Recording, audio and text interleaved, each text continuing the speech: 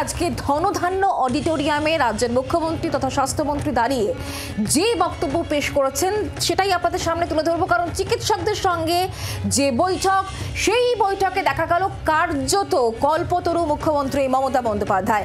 Intern এবং house স্টাফদের ভাতা বাড়ছে 10,000 টাকা, সিনিয়র রেসিডেন্টদের বেতন বাড়লো 15,000 টাকা, জুনিয়র ডাক্তারদের সাসপেনশনের প্রত্যাহারের ঘোষণাও করেছেন মুখ্যমন্ত্রী মমতা বন্দ্যোপাধ্যায়। সম্প্রতি একেবারে আমাদের দুই প্রতিনিধি রয়েছেন আমাদের সঙ্গে, শ্রেয়সী গঙ্গোপাধ্যায় এবং তার সঙ্গে রয়েছেন অয়ন ঘোষাল ধনধান্য থেকে সরাসরি।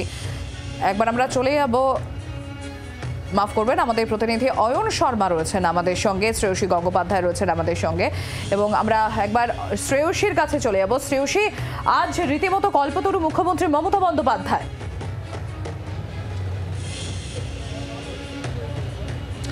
একেবারে দেখো, আজকে যে অনুষ্ঠান ছিল সেই অনুষ্ঠানে যেখানে একেবারে লেখা ছিল, যে জায়গাটা আমি বলছিলাম যে চিকিৎসকদের পেশাগত সমস্ত গুরুত্বপূর্ণ বিষয় নিয়ে আলোচনা হবে এই সভায়, অর্থাৎ এখানে কিন্তু স্পষ্টত লেখা ছিল, অনুষ্ঠানের যে ব্যানার ছিল সেই ব্যানারে লেখা ছিল যে চিকিৎসকদের পেশাগত সমস্ত গুরুত্বপূর্ণ বিষয় নিয়ে আলোচনা হবে এই সভায়। এবং কার্যত দেখা গেল কিন্তু মুখ্যমন্ত্রী যখন তার বক্তব্য রাখছেন তখন সেই বক্তব্যে একদিকে যখন তিনি ডাক্তারদের, যখন তিনি তাদের যে তারা যে স্যালারিটা পান তারা সেটার ক্ষেত্রে তিনি যখন বৃদ্ধির ঘোষণা করছেন, ঠিক তেমনই কিন্তু পাশাপাশি বিভিন্ন ক্ষেত্রে যাতে প্রশাসনগত ক্ষেত্রে বিভিন্ন প্রশাসনিকভাবে বিভিন্নভাবে পরিষেবা দেওয়ার ক্ষেত্রটা কোনোভাবে বিঘ্নিত না হয়, অর্থাৎ সেই জায়গাটাতে হসপিটালে যে পরিষেবা দেওয়ার ক্ষেত্রটা সেইটা যাতে কোনোভাবে বিঘ্নিত না হয়, সেই ব্যাপারটার উপরেও কিন্তু কার্যত দেখা যাচ্ছে একাধিক সিদ্ধান্ত ঘোষণা করছেন, একাধিক কথা বলছেন এবং সেই বিষয়টাকে সুনিশ্চিত করার চেষ্টা করছেন। কখনো তিনি বলছেন যে সিনিয়র ডাক্তারদের ক্ষেত্রে তিনি বলছেন যে আপনারা 8 ঘন্টা ডিউটি করুন দয়া করে সরকারি হাসপাতালে, প্রয়োজনে আপনাদের যারা রোগীরা যাদেরকে বাইরে দেখছেন তাদেরকে হাসপাতালে নিয়ে আসুন, হাসপাতালে তো পরিকাঠামো আছে। আবার ঠিক তখনই কিন্তু সঙ্গে থাকো। আর সেই জায়গা থেকে আজকে যখন একাধিক কথা বলছেন মমতা বন্দ্যোপাধ্যায়, তার মধ্যে এই ভাতা ঘোষণা অর্থাৎ কল্পতরু হয়ে ওঠা মুখ্যমন্ত্রী ঠিক কি বলেছেন ভাতা বৃদ্ধির বিষয়ে মমতা বন্দ্যোপাধ্যায়, শোনাবো। আমি intern, house staff, post graduate trainee, post doctorate trainee সবার জন্য 10,000 টাকা করে বাড়িয়ে দেওয়ার ব্যবস্থা করলাম।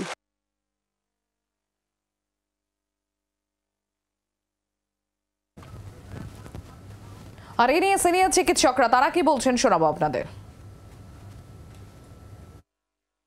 সর্বস্তরের সিনিয়র রেসিডেন্টদের স্যালারি আমরা 15,000 টাকা করে বাড়িয়ে দেবো।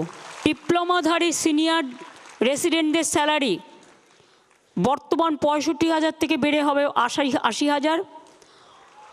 পোস্ট গ্র্যাজুয়েট সিনিয়র রেসিডেন্টদের স্যালারি বর্তমানে 70,000 থেকে বেড়ে হবে 85,000। আর পোস্ট ডক্টরেট সিনিয়র রেসিডেন্টদের স্যালারি বর্তমানে 75,000 থেকে বেড়ে হবে 1 লাখ। আমরা এই বিষয় নিয়ে কথা বলবো। আমাদের সঙ্গে শ্রেয়সী রয়েছেন আমাদের প্রতিনিধি সরাসরি। শ্রেয়সী, মুখ্যমন্ত্রী মমতা বন্দ্যোপাধ্যায় বিভিন্ন দিক উল্লেখ করেছেন। একদিকে ভাতা বৃদ্ধির কথা যখন তিনি ঘোষণা করছেন, একই সঙ্গেই বলছেন যে চিকিৎসকদের কোনো রকম রং হয় না, তাদের একটাই রং মানব ধর্মের কথা তিনি আবারও মনে করিয়ে দিয়েছেন। কতটা তাৎপর্যপূর্ণ, কারণ একেবারে শুরুতেই মমতা বন্দ্যোপাধ্যায় কিন্তু এই বিষয়টা মনে করিয়ে দিয়েছেন।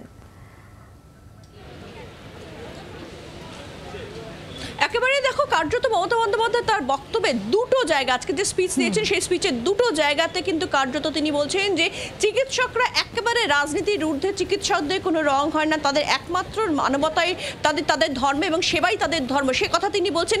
আবার তিনি বক্তব্যের শেষে তিনি বলছেন যে আমরা চিকিৎসকদের রাজনীতির ঊর্ধ্বে উঠে চিকিৎসকদের আমরা সম্মান করি। ফলে বারে বারে কিন্তু এই বিষয়টাতে তিনি স্পষ্ট করার চেষ্টা করছেন তার বক্তব্যে যে চিকিৎসকদের ক্ষেত্রে কিন্তু নির্দিষ্টভাবে কোনো রকমের কোনো রাজনৈতিক রং নয়, বরঞ্চ তারা তাদের যে কাজ করেন অর্থাৎ যেভাবে তারা সেবা দেন সেই সেবার জন্যই কিন্তু কার্যত রাজনীতির ঊর্ধ্বে উঠে গিয়ে তাদেরকে সম্মান করেন তিনি। ফলে চিকিৎসার ক্ষেত্রে যে রাজনীতির রং কার্যত আরজিকর আন্দোলনের পরবর্তী, আরজিকরের যে ঘটনা সেই ঘটনার পরবর্তীকালে যখন আন্দোলন হয়েছিল, সেই আন্দোলনের বিভিন্ন সময় বিভিন্নভাবে বিভিন্ন মহল থেকে বক্তব্য এসেছিল, যার মধ্যে একটা বক্তব্যের জায়গা ছিল যে আন্দোলনের মধ্যে কোথাও একটা রাজনৈতিক রং লাগানোরও চেষ্টা করা হচ্ছে এবং সেই জায়গা থেকে দাঁড়িয়ে পরবর্তীকালে যখন আজকে সেই আরজিকরের ঘটনা পরবর্তীকালে আজ মুখ্যমন্ত্রী তিনি সরাসরি এত ডাক্তার এই কারণে বলছি মেইন অডিটোরিয়াম ভরে গেছিল, তারপরে আরেকটা হল খোলা হয়েছিল, সেই হলটাও ভরে গেছিল এবং তারপরে আরেকটা হলও বাধ্য হয়েছিলেন উদ্যোক্তারা। ফলে এই বিপুল সংখ্যক ডাক্তারের মাঝখানে যখন দাঁড়িয়ে আজকে মুখ্যমন্ত্রী তিনি বক্তব্য রাখছেন,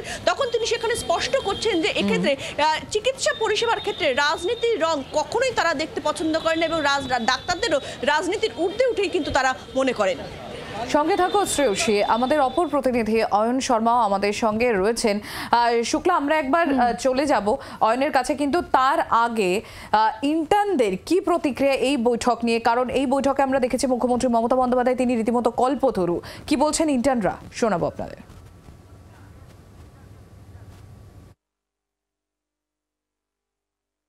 সেটা খুব পজিটিভভাবে দেখছি। ঠিকই তো, মানে ওদের তো কিছু আছে বলে তো দোষ তো করেনি, তারা ট্রেনই, তারা শিক্ষা নিতে এসছে, শিখতে এসছে। তো এটা তো তোলা ছিল, আমরা এটাই আশা করেছিলাম যে সাসপেনশনটা উঠে যাবে বলে, এটাই আশা করেছিলাম। আর জুনিয়র যারা চিকিৎসক তাদের প্রত্যেকের মাইনে বৃদ্ধি করা বরাদ্দ, হ্যাঁ আজকে যে পদক্ষেপগুলো নিয়েছে, বেশ কিছু পদক্ষেপ, বিশেষ করে আমাদের রাজ্যে যেমন সিনিয়র ডাক্তারদের ক্রাইসিস আছে, সেক্ষেত্রে intern, house staff, post graduate trainee বা পোস্ট ডক্টরাল ট্রেনি এদেরকে এক্সট্রা বার্ডেন কিন্তু থাকেই। তো তাদের স্যালারি যথেষ্টই কম ছিল, তো আজকে স্যালারিটা বাড়িয়েছে, এটা অবভিয়াসলি একটা ভালো পদক্ষেপ, এটা নিয়ে কোনো সন্দেহ নেই। যে পদক্ষেপগুলো নিয়েছে সেগুলো অবভিয়াসলি ভালো। আমরা কথা বলবো, অয়ন শর্মা এই মুহূর্তে আমাদের সঙ্গে রয়েছেন, আমাদের প্রতিনিধি সরাসরি। অয়ন, মমতা বন্দ্যোপাধ্যায় আজকে কি বলেন সেদিকে প্রত্যেকের নজর ছিল, এবং যেটা জুনিয়র চিকিৎসকেরা, ইন্টার্নরা যেটা বলছেন যে একটা হিউজ প্রেশার থাকে তাদের ওপরে, সেক্ষেত্রে এই যে ভাতা বৃদ্ধি তাতে সার্বিকভাবে তাদের অত্যন্ত ভালো হয়েছে, সুবিধা হয়েছে, এই বক্তব্যই তো উঠে আসছে।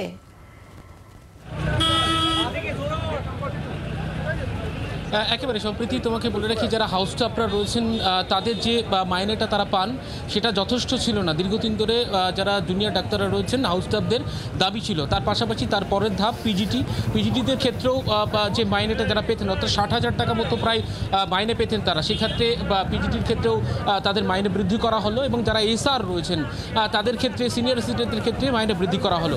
এই বরাদ্দ বৃদ্ধির পিছনে একটা কারণ কিন্তু মুখ্যমন্ত্রী মমতা বন্দ্যোপাধ্যায় উল্লেখ করেছেন। অনেক ক্ষেত্রে দেখা যায় যে আমাদের রাজ্যে তারা পড়াশোনা করছেন, পাস করলেই বিদেশে চলে যাওয়ার একটা প্রবণতা থেকে যায়। সেই জায়গায় দাঁড়িয়ে এই প্রবণতা যাতে আটকাতে, যেভাবে যে প্রত্যেক বছর প্রায় এবছর 12,000 চিকিৎসক তারা তৈরি করেছেন, মুখ্যমন্ত্রী মমতা বন্দ্যোপাধ্যায় যেমনটা বললেন 12,000 চিকিৎসক তৈরি করা হয়েছে, কিন্তু সব চিকিৎসক কি আমাদের রাজ্যে পাস করার পর থাকছে? সেই জায়গা দাঁড়িয়ে তিনি বলছেন যে যতটা পারা যায় সরকারের পক্ষে যতটা সম্ভব সেইভাবে বেতন বৃদ্ধি করা হলো। বৃদ্ধি করার পাশাপাশি তার গুরুত্বপূর্ণ যে পদক্ষেপগুলো রয়েছে তার মধ্যে অত্যন্ত গুরুত্বপূর্ণ যে তিনি কিন্তু তার নজরে একটা জিনিস এসছে বিষয়, যে মেদিনীপুর মেডিকেল কলেজ হাসপাতালে যেমন ঘটনা, সেই ঘটনার ক্ষেত্রে সিনিয়র চিকিৎসকদের জুনিয়রদের উপরে সমস্ত কিছু ছেড়ে যাওয়া, পাশাপাশি 8 ঘন্টা ডিউটি না করা, সেই বিষয়টাও কিন্তু মুখ্যমন্ত্রীর নজরে এসেছে। এবং আজকে সতর্ক করে তিনি বলেছেন, একেবারে তিনি বলেছেন যে সরকারি হাসপাতালে পরিষেবাটা দিন, 8 ঘন্টা চিকিৎসা পরিষেবা দিন, চিকিৎসা পরিষেবা দেওয়াটাই আপনাদের কাজ, তারপরে প্রাইভেট প্র্যাকটিস করুন। দরকার হয় প্রয়োজনে যে 20 কিলোমিটারের যে প্রাইভেট প্র্যাকটিসের সময় যে তালিকা ছিল, যে সময়টা ছিল, যে জায়গাটা ছিল, সেখানে 30 কিলোমিটার অতিরিক্ত বৃদ্ধি করে দিচ্ছি আমি, প্রাইভেট প্র্যাকটিস করুন, অসুবিধা নেই। সরকারি হাসপাতালে পরিষেবাটা আপনাদেরকে দিতে হবে, জুনিয়রদের উপরে ছেড়ে যাবেন না। অয়ন, তুমি আমাদের সঙ্গে থাকো, আমরা একবার শুনে নেব আরজি করে সুপার তিনি ঠিক কি বলছেন। আমাদের জন্য একটা ভেরি পজিটিভ ইম্প্যাক্ট। তার কারণ হচ্ছে একদিকে যেমন উনি মাইনে বৃদ্ধি করেছেন যারা জুনিয়র ডক্টরস, তার সঙ্গে এটাও খুব ভালো লাগলো উনি যারা জুনিয়র ডক্টরস মিদনাপুর যাদের সাসপেনশন ছিল, the suspension has been withdraw. Overall উনি শুধুমাত্র জুনিয়রদের নয়, সিনিয়রদের কথা ভেবে যারা প্র্যাকটিসিং অপশনস দিয়েছেন তাদের জন্য বলেছেন এই যে আমরা জানি যেটা আমাদের ডিউটি আওয়ার্স 9টা থেকে 4টে বা 9টা থেকে 5টা, যে 8 আওয়ার্স ডিউটি করে আমরা প্র্যাকটিসে যাই, এতে কোনো অসুবিধা হবে না। কারণ এতে যেমন যারা গভর্নমেন্ট হসপিটাল আছে তারাও যেমন উপকৃত হবে, অন দি আদার হ্যান্ড ওনার যেটা প্রাইভেট প্র্যাকটিস সেটাতেও কোনো অসুবিধা হবে না। ওনার যেটা কিলোমিটার্স 20 থেকে বাড়িয়ে 30 হয়েছে, আমি বলবো overall it's a very positive thing. এবং বারবার যেটা ওনার আবেদন, যেটা আমরা বিদেশে না চলে যাই, আমরা দেশের মাটিতে বা বাংলার মাটিতে থেকেই যদি উন্নতি করতে পারি, and if we all can stay together with the same attitude, যেহেতু উনি বারবার বললেন যে ডাক্তারি স্বাস্থ্যটা রাজনীতির অনেক উপরে আমরা বেসিক্যালি, তো সবাই একসঙ্গে থেকে স্পোর্টস এবং কালচারের মধ্যে একসঙ্গে থেকে if we can give the best treatment to the জনগণ, আমার মনে হয় এর থেকে ভালো ফিডব্যাক কিছু হতে পারে না। আজকে মুখ্যমন্ত্রী মমতা বন্দ্যোপাধ্যায় এই সম্মেলন থেকে কি বলেন সেদিকে প্রত্যেকে নজর ছিল, এবং সেক্ষেত্রে মুখ্যমন্ত্রী মমতা বন্দ্যোপাধ্যায় যখন ভাতা বৃদ্ধির কথা ঘোষণা করেছেন তার পাশাপাশি কিন্তু রাজনীতির ঊর্ধ্বে উঠে কাজ করতে হবে, ডাক্তারদের কোনো রকম রাজনীতির রং হয় না, সেটা আবারও স্মরণ করিয়ে দিয়েছেন মুখ্যমন্ত্রী মমতা বন্দ্যোপাধ্যায়। ডক্টর অনিকেত মাহাতোকে আমরা ইতিমধ্যে টেলিফোনে যোগাযোগ করতে পেরেছি। ডক্টর মাহাতো, মুখ্যমন্ত্রী মমতা বন্দ্যোপাধ্যায় আজকে রীতিমতো কল্পতরু, তিনি ভাতা যেরকম বাড়িয়েছেন একসঙ্গে 10,000 টাকা, তার পাশাপাশি সিনিয়র রেসিডেন্ট যারা রয়েছেন তাদেরও 15,000 টাকা বাড়িয়েছেন। এই গোটা বিষয়টাকে কিভাবে দেখছেন? এবং তার পাশাপাশি আরও একটা বিষয় জানতে চাইব, মেদিনীপুর মেডিকেল কলেজে যে সাসপেনশন ছিল সেটাও তিনি প্রত্যাহার করেছেন, কি বলবেন? মেদিনীপুর মেডিকেল কলেজে সাসপেনশনের কথা বলেছেন। আমরা শুরুর দিনেই বলেছিলাম যে এই সাসপেনশন বৈধ ছিল না, অবৈধভাবে সাসপেনশন করা হয়েছিল, ফলে সেই সাসপেনশন তুলে নিয়ে ধন্যবাদ। কিন্তু যে প্রশ্নটা উত্তর উনি দিলেন না সেটা হচ্ছে যে প্রসূতি মৃত্যুর প্রকৃত কারণ কি, কেন এই প্রসূতিদের মৃত্যু হলো। 2015 সালে একজন শিক্ষক চিকিৎসক জানাচ্ছেন যে সেম প্যাটার্ন হয়ে প্রসূতির মৃত্যু হচ্ছে।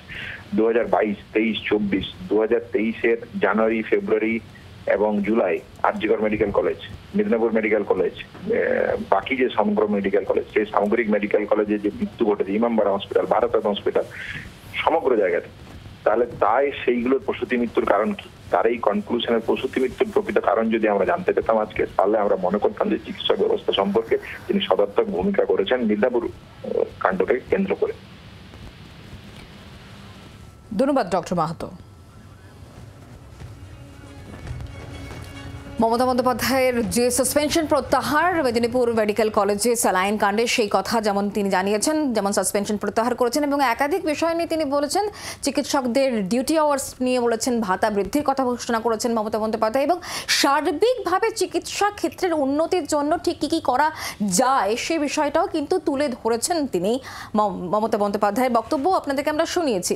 এবার অধীর রঞ্জন চৌধুরী, কংগ্রেস নেতা, তিনি আজকের এই বৈঠক নিয়ে সার্বিকভাবে কি জানিয়েছেন শোনাবো। এটা কিছুই না, বাংলার মুখ্যমন্ত্রী বিভাজনের রাজনীতিতে বিশ্বাস করেন। এই যে ডাক্তারদের আজকে তিনি ডাকার প্রয়োজন মনে করলেন, তিনি স্বাস্থ্য দপ্তরের মন্ত্রী তো আজ থেকে নন, তার আমলেই গোটা পশ্চিমবঙ্গের স্বাস্থ্য ব্যবস্থা ভেঙে পড়েছে। আজকে সেই বাংলার মুখ্যমন্ত্রী চিকিৎসক সমাজের মধ্যে আরেকটা বিভাজন তৈরির চেষ্টা করছেন। অর্থাৎ চিকিৎসক সমাজের এই আন্দোলন তাকে যে প্রশ্নের মুখে দাঁড় করিয়েছে, সেই প্রশ্নের উত্তর তিনি দিলেন না। তিনি প্রশ্নের উত্তর না দিয়ে বিপথে সেই চিকিৎসক সমাজকে বিভাজিত করে তার অনুগত আরেকটা চিকিৎসক বাহিনী তৈরি করতে চাইছেন। মুখ্যমন্ত্রী মমতা বন্দ্যোপাধ্যায় এবং শুক্লা যেরকম তুলে ধরছিলাম আমরা, যে ইতিমধ্যে ইন্টার্ন এবং হাউস স্টাফদের 10,000 টাকা করে যেমন ভাতা বাড়িয়েছেন, তার পাশাপাশি সিনিয়র রেসিডেন্ট যারা, তাদের বেতনও বৃদ্ধি করেছেন 15,000 টাকা করে। এবং শুধুমাত্র তাই নয়, তার পাশাপাশি মেদিনীপুর মেডিকেল কলেজে সাসপেনশন ছিল, সেই সাসপেনশনও তিনি প্রত্যাহার করেছেন। আর এই নিয়ে আমরা কথা বলেছিলাম কিছুক্ষণ আগে, ডক্টর অনিকেত মাহাতো তারাও বলছেন যে হ্যাঁ, প্রথম থেকেই বৈধ ছিল না, এবং এই সিদ্ধান্তকে স্বাগত জানিয়েছেন তারা। আর এর সঙ্গে আমরা অধীর রঞ্জন চৌধুরী বক্তব্য শুনছিলাম, তিনি যেটা বলছিলেন সম্প্রতি, যে কোথাও একটা চিকিৎসক সমাজের মধ্যে একটা বিভাজন চেষ্টা করেছেন মমতা বন্দ্যোপাধ্যায়, বিভাজন তৈরি করার চেষ্টা করেছেন।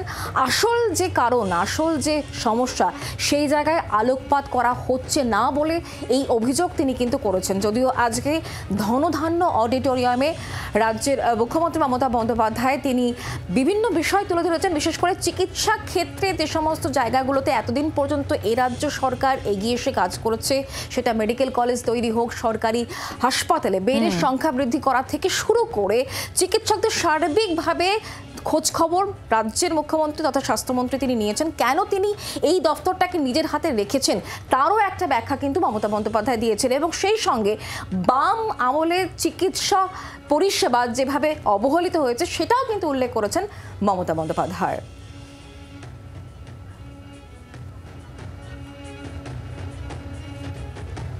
যদি ডক্টরস কমিউনিটি এক হয়, রাজনীতির ঊর্ধ্বে ওঠে, কারণ আপনাদের রাজনীতি নেই, আপনাদের রং রাজনীতির রং নয়, আপনাদের রং একটাই, সে রংটা হচ্ছে মানবতার এবং সেবার। বাংলার আওয়াজ, বাঙালির আবেগ, জি 24 ঘন্টা।